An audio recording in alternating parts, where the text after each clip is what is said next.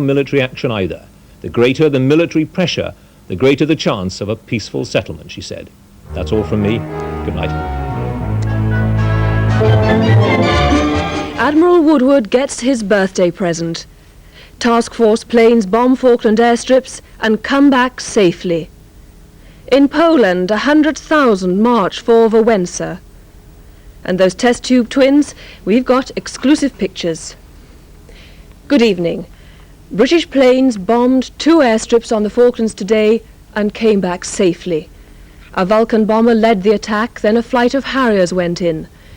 The leader of the British task force, Admiral Sandy Woodward, 50 today, said it was the best birthday present he could have had, that the planes came back safely. One had been hit by Argentine anti-aircraft fire, and Argentine planes did approach the task force after the attack, but turned back when Harriers were sent up. We've just received this dramatic report from Michael Nicholson with the task force aboard the flagship Hermes. HMS Hermes led the task force into the total exclusion zone at 0700 GMT this morning, that's 8 o'clock British time, to establish the sea and air blockade.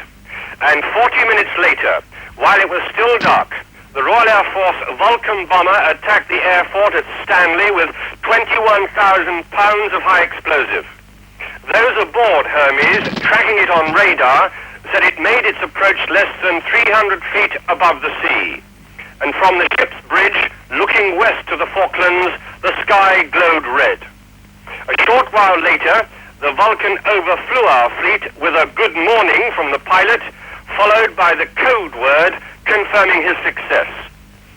3 hours later, at 10 minutes to midday British time, a squadron of Sea Harriers flown by Royal Navy and Royal Air Force pilots took off from Hermes, each aircraft loaded with 3 1,000-pound bombs.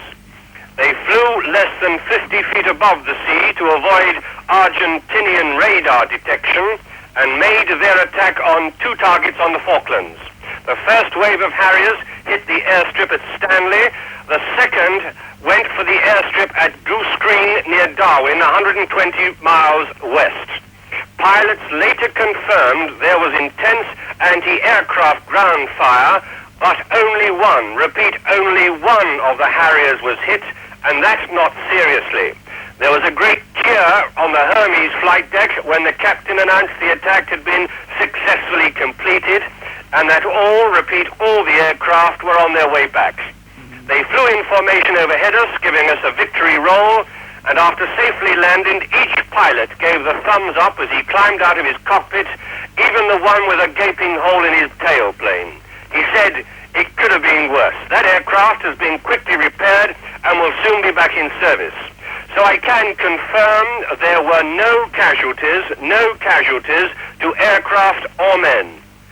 The Harrier pilots confirmed that the Vulcan bomber attack had been successful, and following the Harriers bombing, the 2 airstrips and surrounding buildings at Darwin and Stanley have been severely damaged, and Argentinian aircraft have been destroyed. All today, since those morning attacks, our radar has picked up Argentinian fighter and bomber aircraft approaching us, but every time Hermes and the other carrier Invincible launched the Harriers for combat, the Argentinians turned away. Today is the birthday of the task force commander, Rear Admiral Sandy Woodward, and he told the pilots the best birthday present he could have had was that they all came back. And he said, "We did not want this fight. I'd hoped we could put it off. But we have shown our colors, and this has been our day." Michael Nicholson, ITN, with the British task force off the Falkland Islands. The attack on Port Stanley Airport had been widely forecast as the most practical way to stop Argentine planes from bringing fresh supplies to their garrison on the Falklands. The operation started at about midnight London time last night, when a solitary Vulcan bomber took off from the American airbase on Ascension Island. Flying down the middle of the Atlantic, it kept out of range of coastal radars, and after some 4 hours flying, it met up with a Victor tanker aircraft. Thousands of gallons of fuel were pumped into the Vulcan's tanks in a matter of minutes. And then the Vulcan continued its journey to the Falklands. After the raid, it was refueled again before reaching Ascension Island, a round trip of 18 hours. The Vulcan is fitted with very sophisticated navigation and bombing equipment, which takes the plane to its target automatically. Today's attacker approached the target at very low level, below the Argentine radar, and the Vulcan also carries radar jamming equipment. Recent Argentine television film has shown Tiger Cat missiles protecting Port Stanley airfield, but in the dark this morning their operators would not have seen the Vulcan to fire at it. The Vulcan's task was to pockmark the runway at Port Stanley Airport, and it did it with 21 1,000-pound bombs, 10 tons of explosives.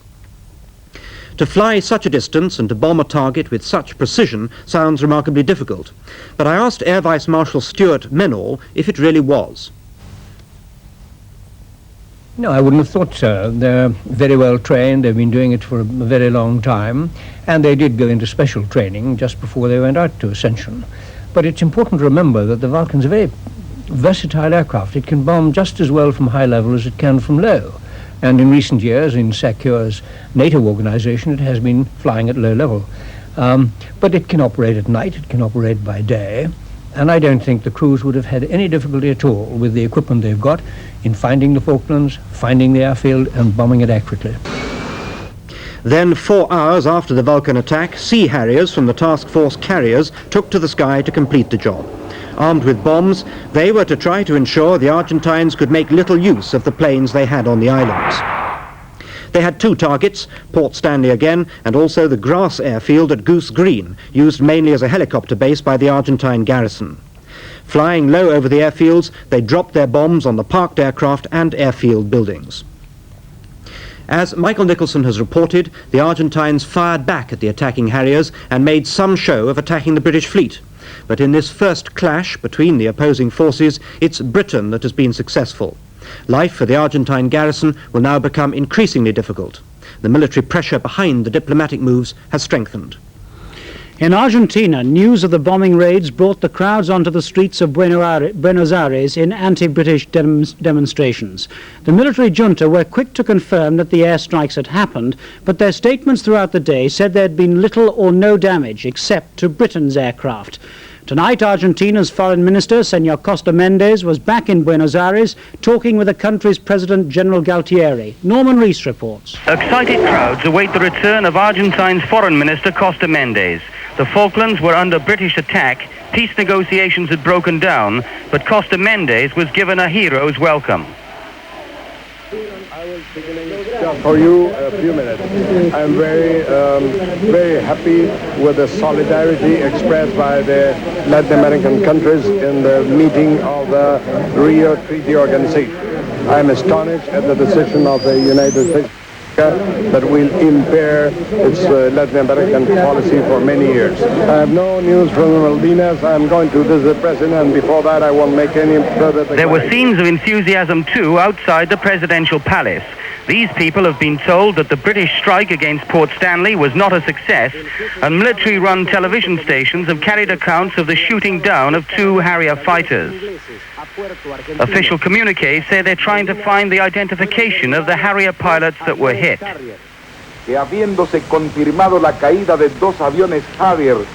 Mr. Costa Mendes met with President Galtieri for about 15 minutes. The President had just announced through his Joint Chiefs of Staff that attacks on Port Stanley are still continuing and that Argentine forces are maintaining their defenses. Outside, Argentines continued to show solidarity over the occupation of the Falklands. Their posters carried messages of hate, but we were told our quarrel is not with the British people, it's with the British government. Mrs. Thatcher is chicken. Is woman chicken. After 4 weeks reporting from here, it's still difficult to appreciate the passion the Argentines feel over their claim to the islands, though it is plain to see. Tell the truth, we were urged, but the sad fact is that the truth has become one of the first casualties in the battle for the Falklands. Norman Rees, ITN, in Buenos Aires. President Reagan said the British attacks on the Falklands came as a complete surprise. The Americans who came out on Britain's side yesterday were apparently told about the first bombing raid just after it happened. The Foreign Secretary, Mr. Pym, is due in New York about now. He'll be talking to top US officials about America's offer of material support for British forces. Argentina has complained to the United Nations about Britain's attack, but hasn't called for action by the Security Council. Our diplomatic editor, Michael Brunson, sums up the reaction to the raids. So far, Britain has been using 3 pressure points against Argentina, and 2 have been conspicuously successful: the military operations and the economic sanctions, strengthened today by Japan joining them. Those have worked. But while Britain has received massive diplomatic support, the pressure on Argentina to agree to a diplomatic solution has not worked. So, top of Mr. Pym's list as he flew to Washington this evening was the rebuilding of the diplomatic offensive, with Mr. Haig as ally rather than mediator. I understand that Mr. Pym isn't taking any specific British plan with him, but he will be discussing a change of diplomatic tactics, which are urgently required now that Britain doesn't have any lines of communication with the junta through Mr. Haig. How far Britain is now out front and the United States following on the Falklands issue was clear today when President Reagan was asked about the raids on the airfields. There are conflicting stories. All I know is that we still stand ready to help, and we hope that there still can be a peaceful solution. So that's about all that I can comment on with regard to that. And the British attack? Complete surprise, yes. The American State Department said that the Falklands crisis had reached a very dangerous phase. And with both the American president and vice president out of Washington, Mr. Haig is what's called the Crisis Operational Control Officer there. And he spent the day at the State Department studying the latest reports as they came in, ready for his meeting with Mr. Pym tomorrow. Mr. Pym will also go to the United Nations, where late today Argentina complained that Britain had violated Security Council Resolution 502 by attacking the Falklands airports. Well, in reply, the British ambassador to the UN, Sir Anthony Parsons, said that the Falklands raids had been made necessary by Argentina's refusal to obey that resolution. When he visits the UN, Mr. Pym may well try to persuade the new Secretary-General, Senor de Quella, to take up the role of mediator, which Mr. Haig had to abandon. And at present, Senor de Quella seems most reluctant to do so. But the British feel that a mediator is urgently needed. We must, said one source in Whitehall today, leave General Gautieri a ladder to climb down. People at a May Day rally in Bristol voted almost unanimously for the withdrawal of military forces from the Falklands after hearing a speech from Mr. Tony Benn. He read out a letter written, he said, by a Royal Marine officer in the task force to his fiancée in Kent. The letter apparently said the majority of the Marines Company did not want to fight for a faraway island. They had joined up to escape the dole. Now they were being sent to their deaths for a lost cause. And Dame Judith Hart told a London rally that today's air raids were a scandalous mockery of Mr. Pym's travels in America. You know, the whole thing is getting completely out of hand and is very, very dangerous. What is more, here we have the Foreign Secretary going off today, apparently, if that is still happening at the moment when I talk to you, going off today to Washington and the United Nations, having now done this bombing raid on the Falkland Islands.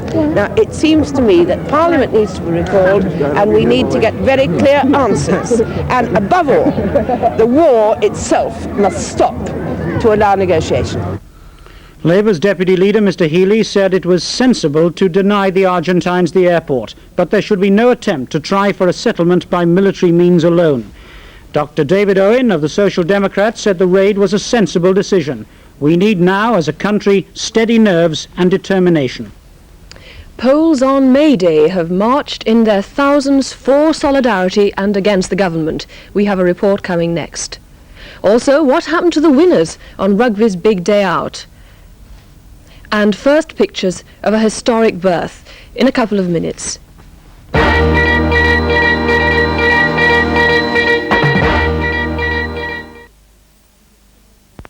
Choosing the right colour is as easy as choosing Crown match pots. For just 25p a go, you can try them out at home, and when you buy the big can, you get your money back. Crown match pots. Great little idea. Great range of colours. That's why you're more at home with Crown. Or what about the weather? Is it gonna rain? You can ask without any reply. But ask about the bran flakes, that's a different matter. They'll all reply. They're tasty, tasty, very, very tasty. They're very tasty. How'd you like your eggs done? Can you see the milkman? You know you got a wasp in your ear. But ask about the bran flakes, that's a different matter. One thing you'll hear. They're tasty, tasty, very, very tasty. They're very tasty. Kellogg's Bran Flakes. They're very tasty. I came across Mr. Ghibli in the meadow by the church. If I've painted that spire once, he said, I've painted it 12 times. He offered me an apple pie. An artist needs inspiration, he explained. Golden short crust pastry, delicious apple filling, and just the right amount of sugar sprinkled on top. But then, when it comes to the little details, Mr. Ghibli does have an exceedingly good eye. In 1971, Fiat introduced the much-loved 127. In 1977, with so many imitators, we improved it. Now, for 1982, we've improved it again. A restyled front end, impact-resistant bumpers, protective side panels, a new dashboard, new upholstery, plus a 5th gear. In all, 30 changes we think put us back in front of our rivals.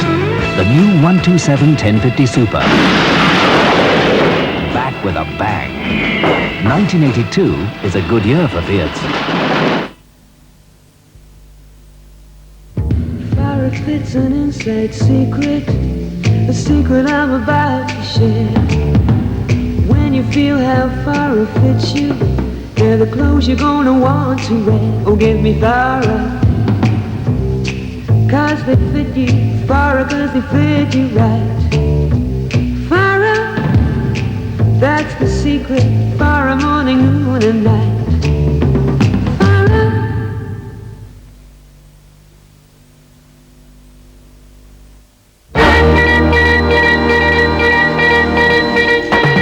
Well, in the past few minutes, our reporter Michael Nicholson has been back to us from HMS Hermes. He says British fighters have shot down an Argentine plane.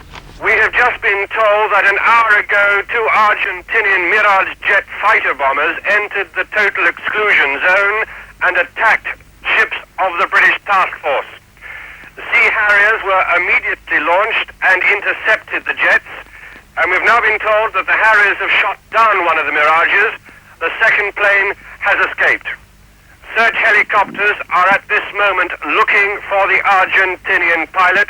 That is all the news we have so far. We'll bring you more on that as it comes in. Other foreign news, 50,000 Solidarity supporters took to the streets of Warsaw today, May Day, in open defiance of the martial law regime. Another 50,000 were said to have marched in Gdansk. They were the biggest demonstrations by the band union since martial law was imposed in December. Tim Ewart at ITN has the story. It was an extraordinary show of defiance against the martial law regime in Poland, with a crowd that grew to about 50,000 surging through the old part of Warsaw. Police and security forces did nothing to intervene, but streets were sealed off to keep the supporters of Solidarity away from the official May Day parade taking place nearby. As their numbers swelled, so the demonstrators grew in confidence. They waved flags and placards, chanted "Down with the junta," and shouted for the release of Lech Wałęsa. There was a similar march in the port of Gdansk. Tens of thousands of Solidarity supporters took to the streets, again unhindered by the authorities. The country's military ruler, General Jaruzelski, meanwhile, was addressing the official parade in Warsaw. He spoke of people plagued by bitterness and doubt and appealed for unity. But the most potent May Day message to emerge from Poland came from the thousands of Solidarity supporters who made it clear that as spring arrives, their movement is far from dead. And in Moscow, President Brezhnev appeared for the May Day parade looking well, despite recent speculation about his health. He smiled and waved throughout the 90-minute parade. For the 3rd year running, the celebrations were boycotted by most Western ambassadors as a protest against Russia's involvement in Afghanistan. At home now, and a soccer fan has been stabbed to death outside Arsenal's Highbury football ground. The man who has not been named was attacked an hour after the end of the First Division game against West Ham. For a look at the happier side of today's sport, here's our sports correspondent, Jeremy Thompson. Anyone with any pretensions at all of stopping Liverpool's 13th league title is rapidly running out of time. Craig Johnson got both Liverpool goals today in a 2-0 win over Nottingham Forest, and they stay 4 points clear at the top. Ipswich won 3-1 at home to Middlesbrough. At the bottom of the table, Birmingham produced their first away win since November 1980, 4-1 at Notts County, and West Brom won the vital relegation match at Wolves 2-1. Sunderland also did themselves a big favour with a 3-0 win against Brighton.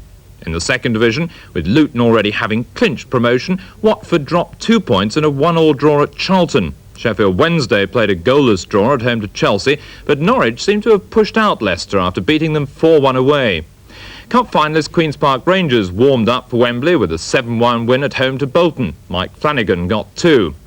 And if the FA Cup final matches today's Rugby League spectacular, then it should be another thrilling day at Wembley. In the Challenge Cup, the favourites Hull staged a marvellous fight back to salvage a 14-all draw against holders Widnes.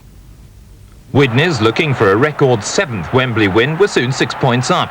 Eddie Cunningham, playing his first match in 2 months after injury, crashed over for the first of his 2 tries, which brought him the Man of the Match award. Hull just kept in touch with 3 penalties and were pressing hard when Widnes winger Stuart Wright suddenly intercepted and sprinted 90 yards for a spectacular try. Hull looked as if the cup win that's eluded them for 68 years was once again beyond their grasp. But in a thrilling finish, the Humberside club made a courageous comeback. Loose forward Steve Norton finally found a parting in the daunting Widnes defence. With just 8 minutes to go, Crook's neat pass created another gap, and Dane O'Hara's try levelled the scores at 14 points apiece. Lloyd missed the winning kick, so Hull and Widnes settled for the first Challenge Cup final draw since 1954. The replay on May the 19th is expected to attract such a big crowd, they've had to book Leeds United's football ground at Ellen Road to cope. Rugby Union's version of the final, the John Player Cup, also ended in a draw, 12-all, between Gloucester and Moseley at Twickenham, so both sides share the title. The match only came to life in extra time when Moseley and the dark shirts tried to run the ball.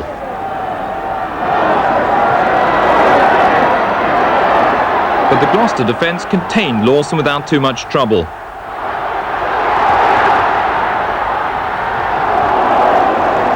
In the second period of extra time, Perry dropped a long-distance goal to give Moseley the lead, but they couldn't hang on to it. A penalty from Ford that went in off the post gave Gloucester the equaliser in an otherwise undistinguished match.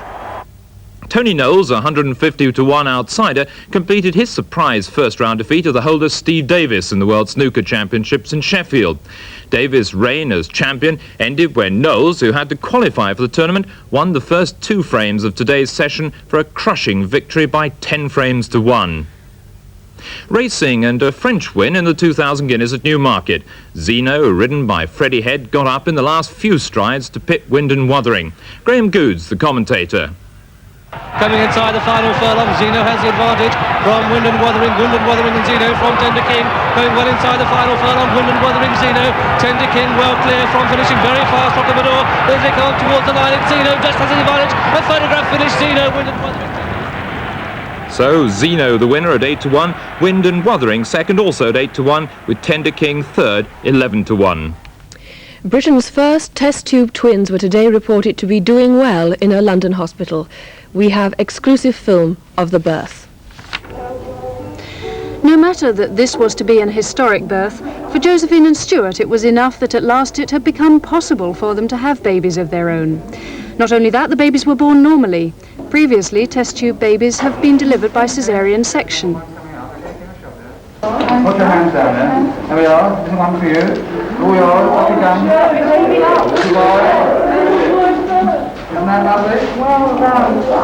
This is little Daniel, born at 20 minutes to 12 and weighing 4 pounds 1 ounce. Exactly 10 minutes later, he was followed by his tiny brother, Christopher.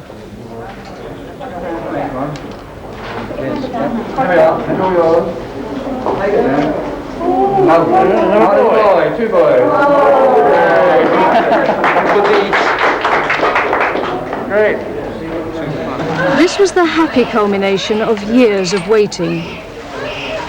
Both Stuart and Josephine knew the test tube technique was the only way for them, but even when the eggs were successfully fertilised and implanted, it was hard to believe. For both parents, hard to believe even after the birth. It's amazing. I mean, you know, it's just incredible. You know, you're holding for the first time. It's just great, marvellous. Something that you never thought you'd do? Well, exactly, yes, you know.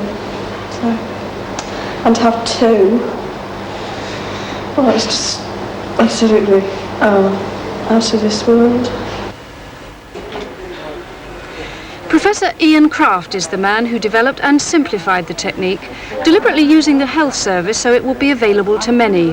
The birth is a personal triumph. What's more, his work will bring hope to millions. How simple is the technique becoming? I think it is getting simplified more and more as time passes. We've actually been putting our effort into that direction, trying in essence to see if we can make it easier to run and to administer, and perhaps more appropriate not only for us to use, but perhaps for more widespread use in this country, so to save patients coming from far and wide down to this hospital so they can get it locally, hopefully. The first new Sunday newspaper in Britain for 21 years is launched tomorrow. It's the Mail on Sunday, a sister paper to the Daily Mail, and its editor didn't have much trouble deciding on its first lead story.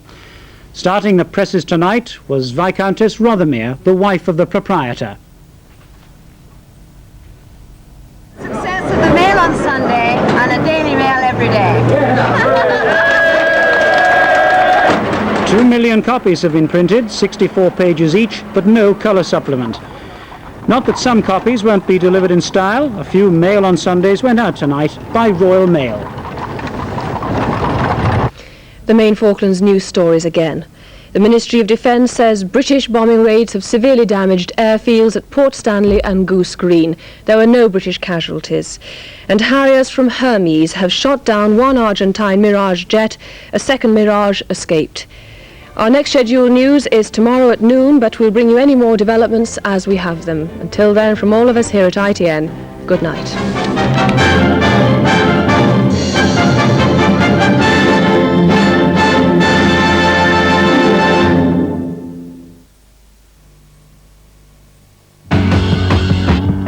I couldn't say anything. It was against Labour Party standards.